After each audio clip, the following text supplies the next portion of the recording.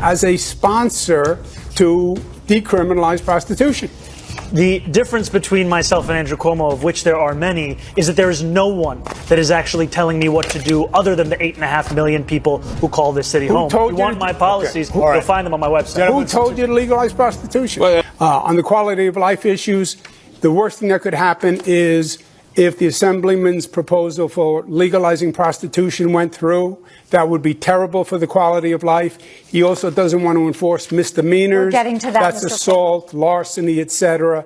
That would be terrible. We're going to have time to address that. I want to be very clear. Not only have I never called for the legalization of prostitution, I'm not calling for that today either. And I also have never said anything about not enforcing misdemeanors. This is just yet another figment of Andrew Cuomo's imagination. The DSA, which you give your part of your salary to, that's their position: abolish jails, no new carceral facilities, don't enforce misdemeanors. And you're on the bill in Albany as a sponsor to decriminalize prostitution.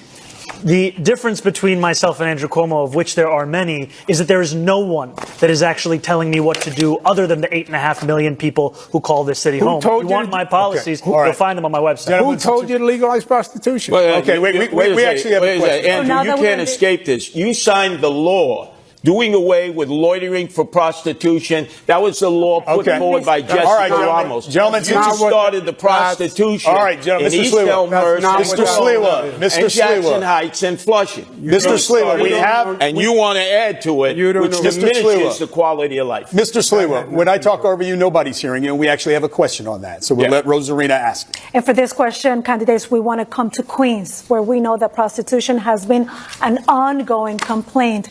Mayor Adams form a task force and order sweeps by the NYPD. But the situation continues, especially around the very popular Roosevelt Avenue. As mayor, Mr. Mamdani, how would you handle this situation? You have 30 seconds.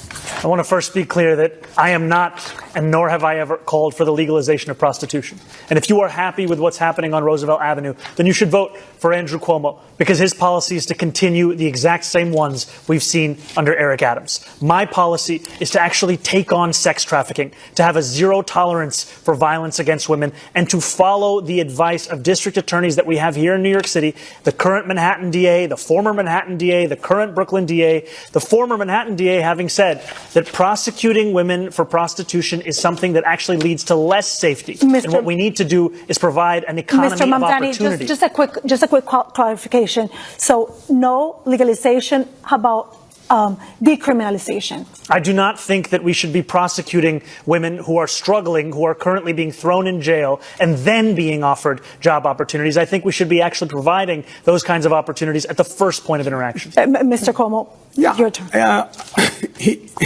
Look, Bill de Blasio, the Assemblyman is a mini-me BDB, okay? He's Bill de Blasio light.